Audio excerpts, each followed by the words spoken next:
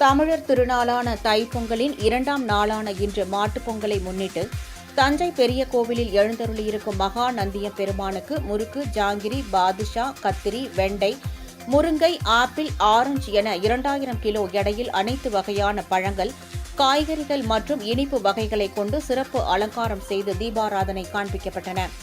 இதனைத் தொடர்ந்து நடைபெற்ற பூஜையில் 108 பசுமாட்டிற்கு மஞ்சள் குங்குமமிட்டு புது துணி அணிவித்து தீபாராதனை காண்பிக்கப்பட்டது. இந்நிகழ்வில் தஞ்சை மாவட்ட ஆட்சியர் பிரியங்கா பங்கஜம் தனது குழந்தைகளுடன் கலந்து கொண்டு பசுமாட்டிற்கு வாழைப்பழத்தை உணவாக கொடுத்து பூஜைகள் செய்து தீபாராதனை காட்டினார். இந்நிகழ்வில் ஏராளமான பக்தர்கள் கலந்து கொண்டு நந்தியம் பெருமானை வழிபட்டு சென்றனர்.